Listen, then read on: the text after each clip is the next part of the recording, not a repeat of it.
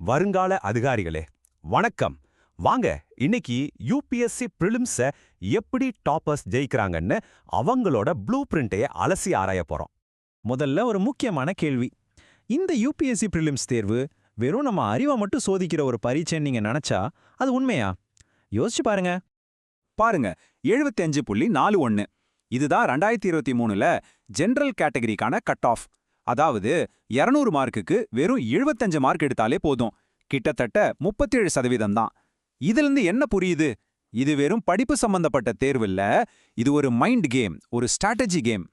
சரி, இந்த ஸ்ட்ராட்டஜி கேம்ல ஜெயிக்க டாப்பர்ஸ் என்ன ப்ளூ பிரிண்ட் பயன்படுத்துறாங்க, அதை 5 செக்ஷனா பிரிச்சு பார்க்க போறோம்.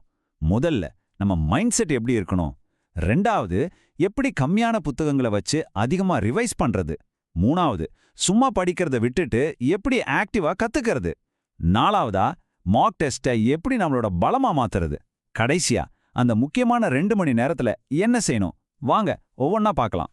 முதல் செக்ஷன், தி பிரிலிம்ஸ் மைண்ட் செட் கேம். நான் ஏற்கனவே சொன்ன மாதிரி இது வெறும் நாலேஜ் டெஸ்ட் கிடையாது, இது ஒரு மென்டல் கேம். இங்க பாருங்க, ஒரு சராசரி ஸ்டூடெண்டோட மைண்ட் செட்டுக்கும் ஒரு டாப்பரோட மைண்ட் செட்டுக்கும் இருக்கிற வித்தியாசத்தை. ஸ்டூடெண்ட்ஸ் என்ன நினைப்பாங்க, ஐயோ 200க்கு 200 எடுக்கணும், எல்லாத்தையும் படிக்கணும்னு ஓடுவாங்க. ஆனா டாப்பர்ஸ் அவங்க டார்கெட் ரொம்ப சிம்பிள், கட் ஆஃப்ஸை தாண்டணும். அதுக்கு என்ன தேவையோ அதை மட்டும் ஸ்ட்ராட்டஜியா செய்வாங்க. இந்த சின்ன மனநிலை மாற்றம் தான் பெரிய வித்தியாசத்தை உண்டாக்குது. அப்போ ஸ்ட்ராட்டஜியோட ஜெயிக்கிறதுக்கு ஒரு சூப்பர் டெக்னிக் இருக்கு, அதுதான் கால்குலேட்டட் ரிஸ்க்.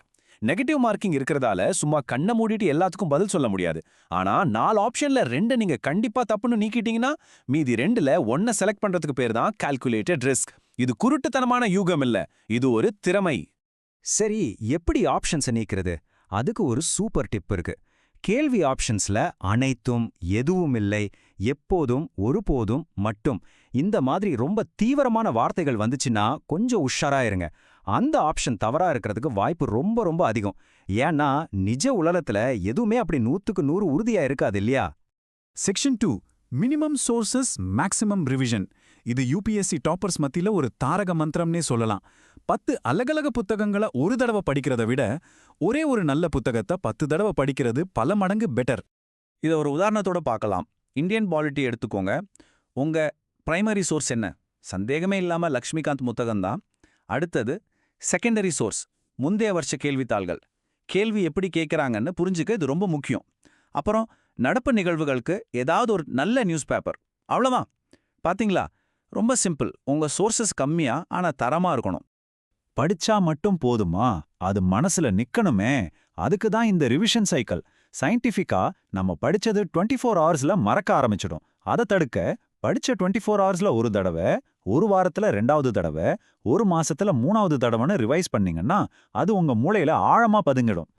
ஓகே, ரிவிஷன் பண்ணணும்னு சொல்லிட்டோம். ஆனா எப்படி ரிவிஷன் பண்றது? அதான் நம்ம 3வது செக்ஷன். சும்மா ஹைலைட் பண்ணி படிக்கிறத விட்டுட்டு ஆக்டிவா எப்படி கத்துக்கிறதுன்னு பார்க்கலாம். பாசிவ் ரிவிஷனுக்கும் ஆக்டிவ் ரீகாலுக்கும் என்ன வித்தியாசம்? பாசிவ் ரிவிஷன்னா திரும்ப திரும்ப படிக்கிறது, ஹைலைட் பண்றது. இதை பண்ணும்போது நமக்கு எல்லாம் தெரிஞ்ச மாதிரி ஒரு ஃபீல் வரும். ஆனா அது ஒரு மாயை. பரீட்சையில கேள்வி கேட்டா ஞாபகம் வராது. ஆனா ஆக்டிவ் ரீகால்ல நீங்க மூளையை வேலை செய்ய வைக்கிறீங்க, படிச்சதை நினைவுபடுத்தி பார்க்குறீங்க. இதுதான் உண்மையான அறிவை கொடுக்கும், பரீட்சையில கை கொடுக்கும். இந்த ஆக்டிவ் ரீகால்க்கு ஒரு சூப்பரான டெக்னிக் தான் பிளர் ரீடிங் மெத்தட். ரொம்ப சிம்பிள். ஒரு டாபிக்கை போடிங்க, புத்தகத்தை மூடிடுங்க. இப்போ உங்களுக்கு ஞாபகம் இருக்கிற எல்லாத்தையும் ஒரு பேப்பர்ல எழுதுங்க. அப்புறம் புத்தகத்தை திறந்து செக் பண்ணுங்க. எங்கெல்லாம் விட்டு போயிருக்கு, என்ன தப்பா ஞாபகம் இருக்குன்னு பளிச்சுன்னு தெரிஞ்சிடும். இந்த கேப்பை நீங்க சரி பண்ணிட்டா போதும், அந்த டாபிக் உங்களுக்கு அத்துப்படி. 4வது செக்ஷன், மாக் டெஸ்ட் ஃபார்முலா. நிறைய பேர் மாக் டெஸ்ட்டை வெறும் மார்க் பார்க்கறதுக்கு மட்டும்தான் பயன்படுத்துவாங்க. ஆனா டாப்பர்ஸ் அதை தன்னோட தப்பு சரி செய்யற ஒரு லேப் மாதிரி பயன்படுத்துவாங்க. எப்படின்னு பார்க்கலாமா? டாப்பர்ஸ் எப்படி தேர்வுல அப்ரோச் பண்றாங்கன்னு இந்த சார்ட்டை பாருங்க. அவங்களுக்கு 100% தெரிஞ்சது வெறும் 45% கேள்விகள் தான். யோசிச்சு பாருங்க, பாதிக்கும் கம்மி. இன்னொரு 40% கேள்விகள்ல 2 ஆப்ஷன்ஸை நீக்கிட்டு கால்குலேட்டட் ரிஸ்க் எடுக்கிறாங்க. மீதி 15% விட்டுடுறாங்க. இதுல இருந்து என்ன தெரியுது? வெற்றிக்கு 100% தெரிஞ்சிருக்க வேண்டிய அவசியம் இல்லை. மாக் டெஸ்ட் முடிஞ்சதுன்னு தான் உண்மையான வேலையை ஆரம்பிக்குது. அதுதான் போஸ்ட் மாக் அனாலிசிஸ். நீங்க செஞ்ச ஒவ்வொரு தப்பையும் 3 வகையா பிரிக்கணும். 1, கான்செப்ட் புரியாம செஞ்ச தப்பு. 2வது, தெரிஞ்சே கவனக்குறைவா செஞ்ச தப்பு. 3வது, உங்களோட யூகம் தப்பானது. ஏன் இந்த தப்பு நடந்ததுன்னு மூல காரணத்தை கண்டுபிடிங்க. அத ஒரு மிஸ்டேக் நோட்புக்ல எழுதி வைங்க. அடுத்த டெஸ்ட்ல அந்த தப்பு நடக்காது. சரி, எல்லாத்தையும் கத்துக்கிட்டோம், பிராக்டிஸ் பண்ணிட்டோம். இப்போ முக்கியமான கட்டம் செக்ஷன் 5. அந்த ஃபைனல் 2 மணி நேரத்தை எப்படி ஹேண்டில் பண்றது? உங்க உழைப்புக்கான பலன் கிடைக்க போற நேரம் இது. டாப்பர்ஸ் பயன்படுத்துற ஒரு வெற்றிகரமான டெக்னிக் இந்த 3 ரவுண்ட் டெக்னிக். 60 நிமிஷம், அதாவது 1 மணி நேரத்துல முழு கேள்வித்தாளையும் ஒரு தடவை படிச்சு 100% உறுதியா தெரிஞ்ச கேள்விகளுக்கு மட்டும் பதில் சொல்லுங்க. அடுத்த 40 நிமிஷம் 2வது ரவுண்ட். நீங்க மார்க் பண்ணி வச்சிருந்த 2 ஆப்ஷன்ஸ் நீக்க முடிஞ்ச கேள்விகளுக்கு பதில் சொல்லுங்க. கடைசி 20 நிமிஷம் 3வது ரவுண்ட். இதுல மீதி இருக்கிற கால்குலேட்டட் ரிஸ்க் எடுத்துட்டு உங்க OMR ஷீட்டை ஒரு தடவைக்கு 2 தடவை செக் பண்ணுங்க. அப்போ மொத்தம் எத்தனை கேள்வி அட்டம் பண்ணலாம்? ஒரு ஐடியா வேணுமே. பெரும்பாலான சீரியஸ் ஆஸ்பிரண்ட்ஸ் அட்டம் பண்ற எண்ணிக்கை 85ல இருந்து 90. இது ஒரு நல்ல டார்கெட். ஆனா உங்களுக்கான பெஸ்ட் நம்பரை நீங்க நிறைய மார்க் டெஸ்ட் எழுதி தான் கண்டுபிடிக்கணும். நம்ம இவ்ளோ நேரம் பேசிட்டோம், ஆனா ஒரே ஒரு முக்கியமான எச்சரிக்கை, இத மட்டும் மறந்துடாதீங்க. அதுதான் CSAT. சிசாட் ஒரு குவாலிஃபையிங் பேப்பர் தான். அதுல நீங்க வாங்க வேண்டியது வெறும் 33% மார்க்ஸ் தான்.